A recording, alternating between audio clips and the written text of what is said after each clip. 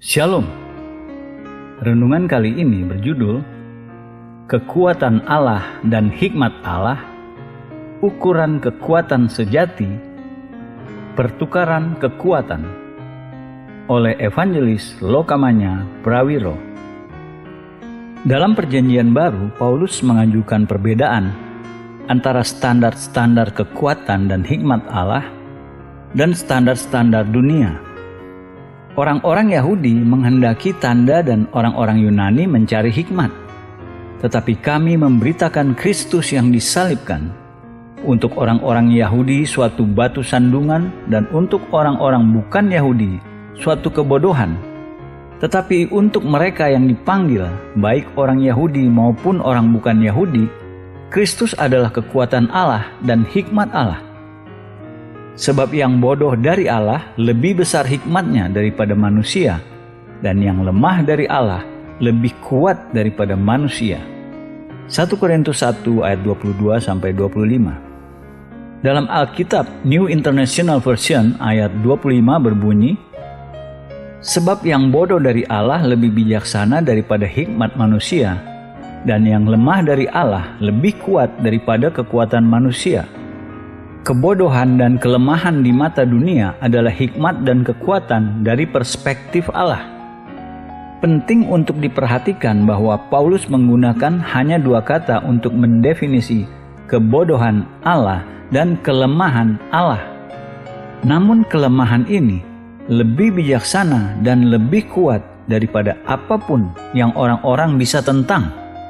Salib lambang tertinggi dari kehinaan, kelemahan dan kekalahan. Kunci kepada kemuliaan, kuasa, hikmat, dan kemenangan. Itu perbedaan luar biasa antara jalan-jalan Allah dan jalan-jalan manusia. Kita harus ingat bahwa Allah merencanakan penyaliban, bukan malapetaka yang tidak diharapkan yang Allah harus membuat ketetapan. Sebaliknya, penggenapan rencana ilahi, ekspresi hikmat Allah dan kekuatan Allah. Berbicara mengenai kematian Yesus kepada orang-orang Yahudi pada hari Pentakosta, Petrus berkata mengenai Yesus, "Dia yang diserahkan Allah menurut maksud dan rencananya, telah kamu salibkan dan kamu bunuh oleh tangan bangsa-bangsa durhaka." Kisah Para Rasul 2 ayat 23. Catat frasa Dia yang diserahkan Allah menurut maksud dan rencananya. Allah tahu bahwa Yesus akan disalibkan. Yesus juga tahu bahwa Ia akan disalibkan. Dan Ia memperingatkan murid-muridnya mengenai ini berulang-ulang. Matius 20 ayat 17-19, 26 ayat 2, Markus 10 ayat 32-34, Lukas 18 ayat 31-33. Ia mengatakan pada mereka secara detail apa yang akan terjadi.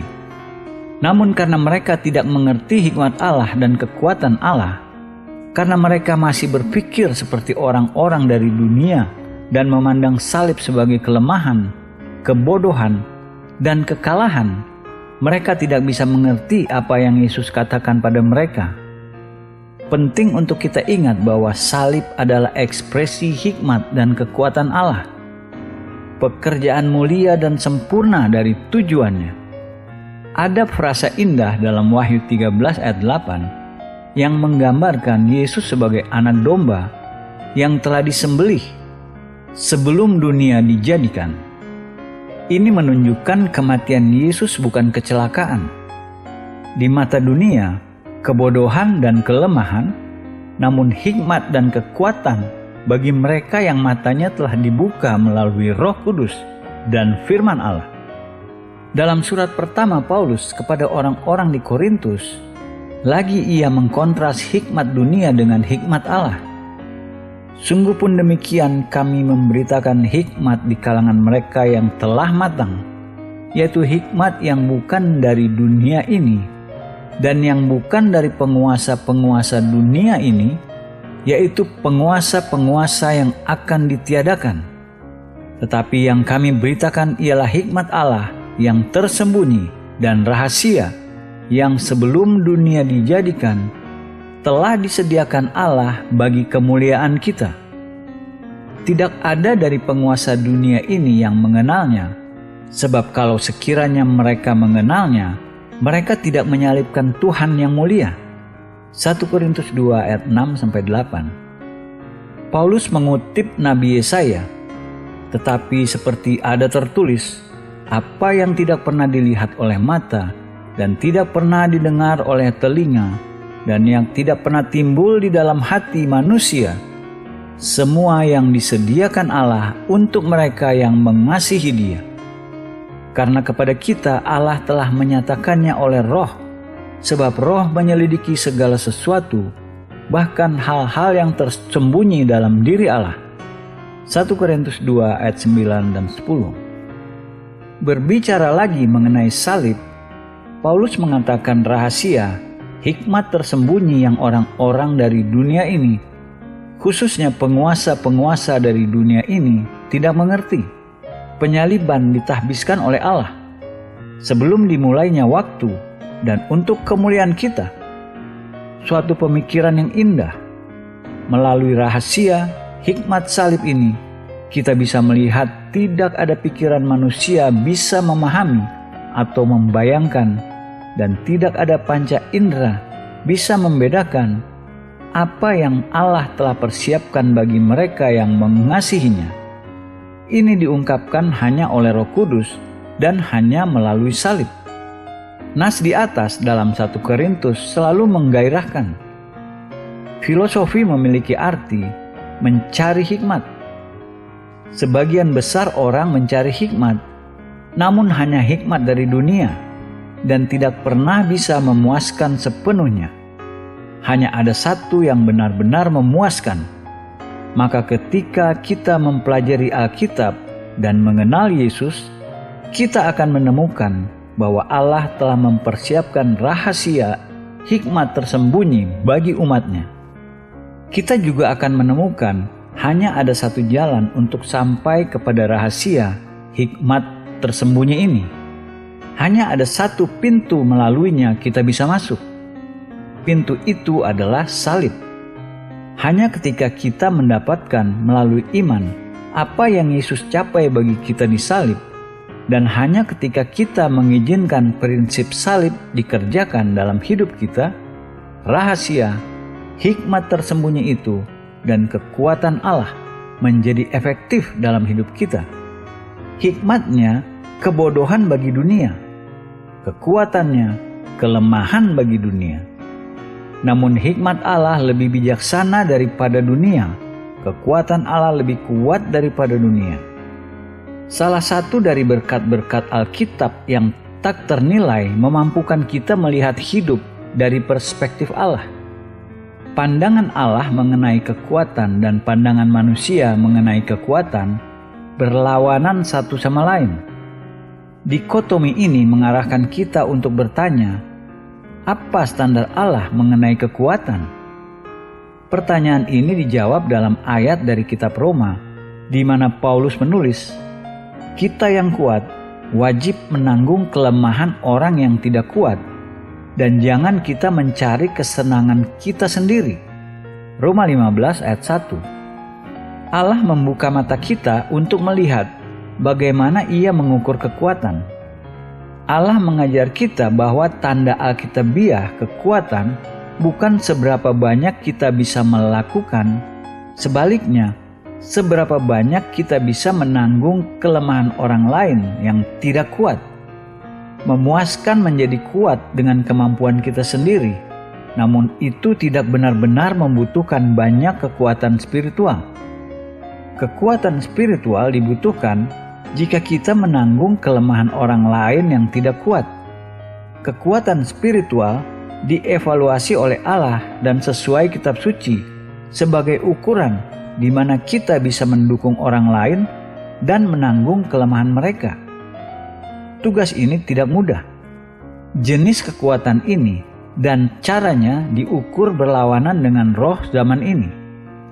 Roh zaman kita sekarang mengikuti keyakinan dapatkan apa yang kita bisa untuk diri kita. Biar yang lemah dan tidak kuat mengurus diri mereka sendiri. Tantangan menanggung kelemahan orang lain yang tidak kuat bisa diaplikasikan dalam banyak bidang kehidupan. Namun di sini kita akan mempelajari hanya satu dari bidang-bidang itu, isu aborsi. Aborsi tidak menjijikan hanya karena mengandung pembunuhan dan maka dilarang oleh Allah. Tidak, akarnya sikap yang menjustifikasi aborsi sepenuhnya melawan kekristenan. Sebagai orang Kristen, kita tidak boleh membalik badan kita terhadap yang lemah, tidak mengatakan apa-apa dan dengan sengaja membuang mereka. Salah satu dari tanda-tanda menonjol orang Kristen pada abad pertama, mereka peduli pada yang lemah dan merawat yang sakit. Mereka tidak membiarkan mereka, dan ini mengesankan dunia kuno pada waktu itu. Orang-orang non-Kristen tidak bisa mengerti kenapa orang-orang Kristen prihatin terhadap orang-orang yang tidak memiliki apa-apa, yang hanya menjadi beban bagi mereka. Menyingkirkan manusia sebagai beban kewajiban bukan kekuatan, melainkan kelemahan. Yang disebut beban, orang-orang yang lumpuh dan tidak mampu, orang-orang percaya yang lemah dalam iman, tes kekuatan spiritual kita. Kita tidak bisa mengizinkan diri kita hidup dengan standar-standar zaman yang ada, standar-standar yang mengatakan agar kita mengutamakan diri kita lebih dahulu dan melupakan orang-orang yang hanya akan menyeret kita ke bawah.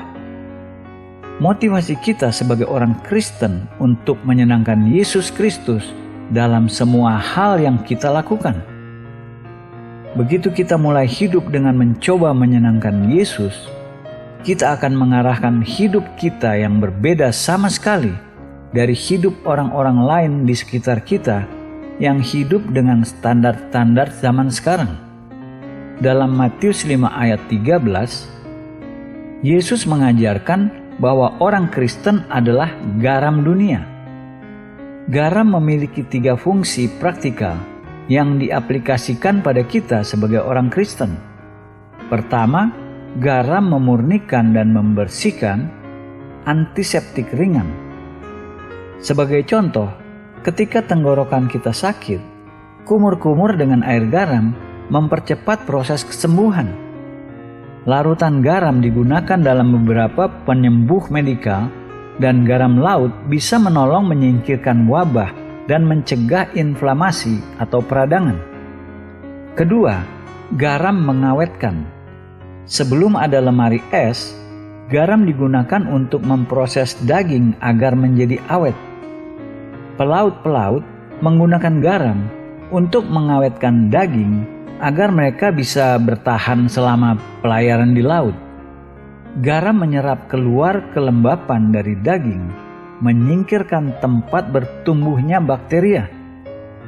Ketika garam yang ditambahkan ke makanan memberi rasa dan dapat diterima. Ketika garam yang ditambahkan ke makanan memberi rasa dan dapat diterima. Tanpa garam terasa hambar dan tidak bisa dimakan. Sebagai orang Kristen, kita memiliki beban melakukan untuk masyarakat kita apa yang garam lakukan. Pertama, kita bertanggung jawab untuk memurnikan dan membersihkan masyarakat kita melalui kehadiran kita, melalui pengaruh kita, dan melalui doa-doa kita.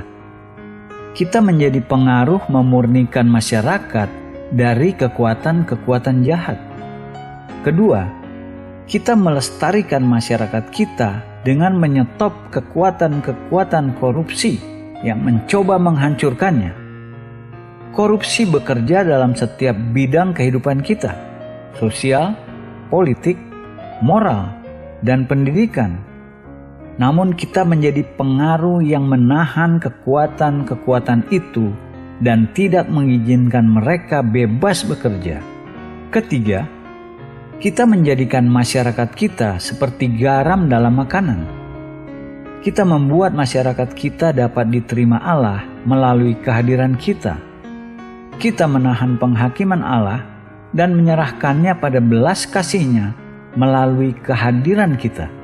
Satu cara utama di mana kita bisa melakukan ini hari ini adalah dengan mendemonstrasikan kepada dunia bahwa ada kekuatan yang dunia belum tahu, kekuatan yang tidak kasar, kejam, atau agresif. Kekuatan ini tidak menindas orang lain, namun mengangkat mereka. Kekuatan ini tidak mengeksploitasi dan memperbudak, sebaliknya peduli dan membebaskan. Kekuatan ini tidak menghancurkan, sebaliknya menyembuhkan. Doa, Tuhan, tolong kami mendemonstrasikan kekuatan yang dunia perlu lihat. Tolong kami menjadi garam dunia dan mempertontonkan kekuatan yang merepresentasi hati-Mu. Dalam nama Yesus Kristus. Amin. Kekuatan yang dunia akui adalah yang diperagakan dengan banyak sistem politik dan kekuatan militer. Kekuatan ini digunakan untuk memimpin, mengendalikan, menundukkan, dan mendominasi. Memaksakan kehendaknya sendiri, kehendak yang diarahkan dan dimotivasi oleh mementingkan diri sendiri, mendahulukan kepentingannya sendiri ketimbang kebaikan untuk penduduknya.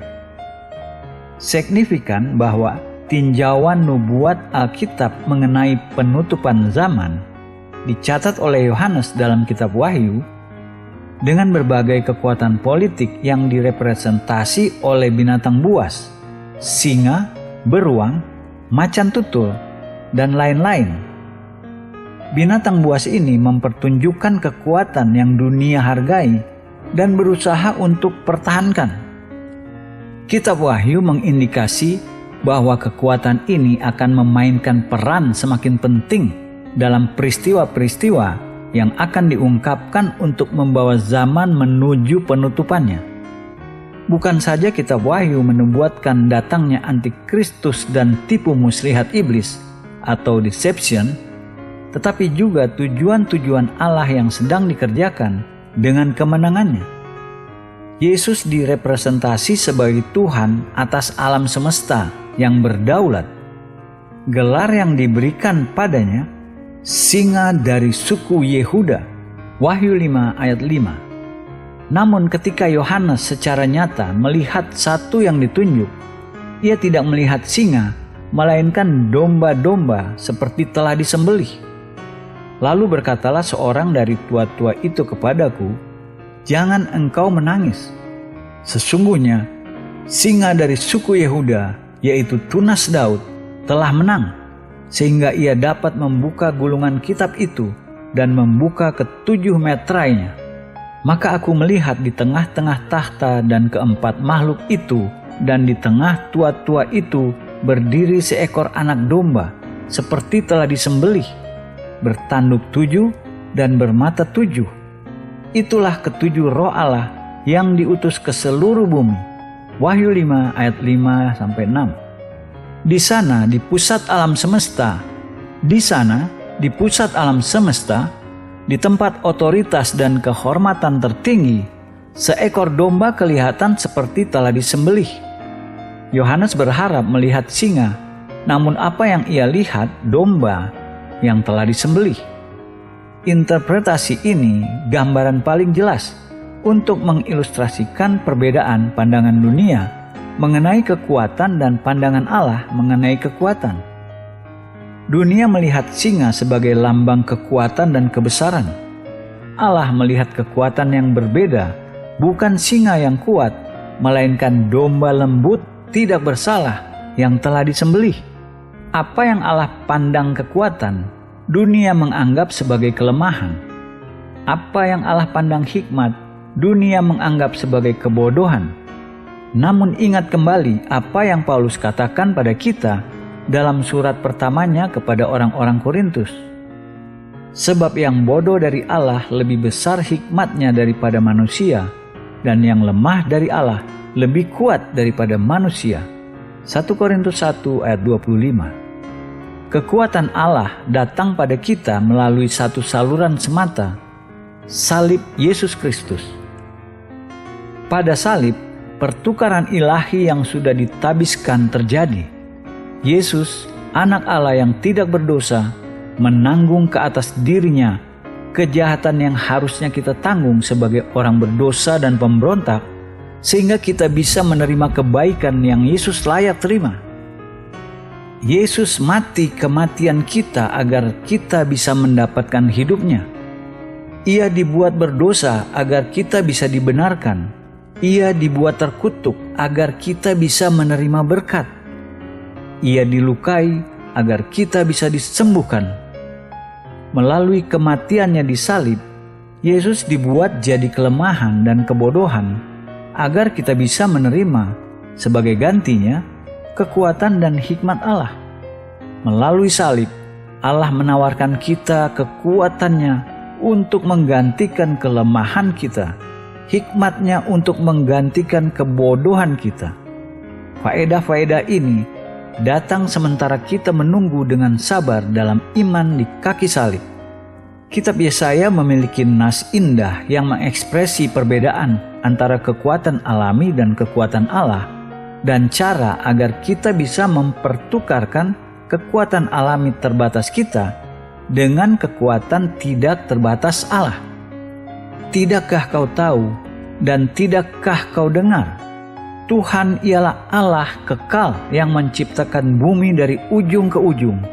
Ia tidak menjadi lelah dan tidak menjadi lesu, tidak terduga pengertiannya. Dia memberi kekuatan kepada yang lelah dan menambah semangat kepada yang tiada berdaya. Orang-orang muda menjadi lelah dan lesu, dan teruna-teruna jatuh tersandung. Tetapi orang-orang yang menanti-nantikan Tuhan mendapat kekuatan baru. Mereka seumpama Raja Wali yang naik terbang dengan kekuatan sayapnya. Mereka berlari dan tidak menjadi lesu. Mereka berjalan dan tidak menjadi lelah. Yesaya 40 ayat 28-31. Dalam nas ini kita melihat kontras jelas antara kekuatan alami dan kekuatan ilahi. Kekuatan alami direpresentasikan dengan orang muda dan orang-orang muda yang penuh semangat. Namun kekuatan alami mereka tidak cukup. Orang-orang muda menjadi lelah dan lesu, dan teruna-teruna jatuh tersandung. Yesaya 40 ayat 30. Pelajaran di sini, kekuatan alami tidak cukup. Ada alternatif untuk kekuatan alami. Sementara kita menanti-nantikan Tuhan, kita akan mendapatkan kekuatan baru. Yesaya 40 ayat 31. Terjemahan harfiah dalam Ibrani, kita akan bertukar kekuatan. Pertukaran apa yang diartikan di sini? Kita harus datang ke akhir dari kekuatan kita sendiri. Ketika kita melakukan itu, kita menyerahkan kekuatan kita sendiri dan menukar kekuatan Allah dengan kelemahan kita. Ketika kita sudah datang ke akhir dari semua itu, kita bisa melakukan dengan kekuatan kita sendiri karena kekuatan Allah tersedia untuk kita. Perhatikan apa yang kekuatan Allah akan lakukan untuk kita. Kita seumpama Raja Wali yang naik terbang dengan kekuatan sayapnya. Kita berlari dan tidak menjadi lesu. Kita berjalan dan tidak menjadi lelah. Yesaya 40 ayat 31. Dalam ayat ini kita menemukan 3 ilustrasi kekuatan. Pertama, dahsyatnya Raja Wali naik terbang ke atas langit, jauh di atas semua burung-burung lain. Terbangnya agung dan dramatik. Kedua, aktivitas yang intens. Kita akan berlari dan tidak menjadi lesu. Ketiga, aktivitasnya yang kurang intens. Kita akan berjalan dan tidak menjadi lelah. Yang mana dari 3 ini paling sulit? Naik, berlari, atau berjalan? Kehidupan sehari-hari yang monoton membuat kita berpikir apakah hidup berarti. Namun sementara kita menanti-nantikan Allah, sementara kita menunggu di kaki salib, kita menerima kekuatan untuk ketiganya, naik, berlari, dan berjalan. Dalam 2 Korintus, Paulus bersaksi secara pribadi bagaimana ia menemukan kekuatan dalam kelemahan dirinya. Paulus seorang yang mempunyai pewahyuan luar biasa. Ia menerima kebenaran luar biasa besar dari Allah yang sudah menjadi berkat untuk semua orang Kristen sepanjang zaman berikutnya. Namun ia harus membayar harga untuk itu. Dan supaya aku jangan meninggikan diri karena penyataan-penyataan yang luar biasa itu, maka aku diberi suatu duri di dalam dagingku, yaitu seorang utusan iblis untuk menggocok aku, supaya aku jangan meninggikan diri. Tentang hal itu aku sudah 3 kali berseru kepada Tuhan, supaya utusan iblis itu mundur daripadaku.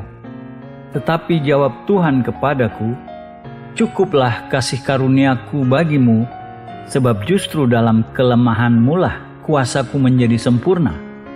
Sebab itu terlebih suka aku bermegah atas kelemahanku, supaya kuasa Kristus turun menaungi aku. Karena itu aku senang dan rela di dalam kelemahan, di dalam siksaan, di dalam kesukaran, di dalam penganiayaan dan kesesakan oleh karena Kristus. Sebab jika aku lemah, maka aku kuat." 2 Korintus 12 ayat 7-10. Ada semacam kekuatan spiritual bekerja dalam kehidupan Paulus yang tidak alami dan demonik, membuatnya sering kesakitan dan problem-problem besar pribadi. Meskipun mengalami kesulitan ini, Paulus menawarkan satu paradoks, "Jika aku lemah, maka aku kuat." 2 Korintus 12 ayat 10. Dalam kasih karunia dan belas kasih-Nya, Allah memilih untuk tidak mengangkat tekanan ini yang begitu mengganggu Paulus, karena Ia tahu bahwa tekanan ini membawa Paulus ke tempat di mana ia terbuka untuk menerima kekuatan dan kuasa supernatural Allah. Ketika kita sudah sampai pada akhir dari kekuatan kita sendiri, akhir dari hikmat, kepintaran, dan kemampuan kita sendiri, kekuatan Allah tersedia untuk kita. Ini rahasia vital yang setiap dari kita harus belajar. Dalam perjalanan Kristen kita harus sampai pada tempat di mana kita sampai akhir dari kekuatan kita sendiri, di mana kita mengakui bahwa kita tidak mampu, tidak cukup, dan lemah. Di sini, seperti Yesaya katakan, kekuatan dan hikmat supernatural ilahi Allah tersedia untuk kita. Amin.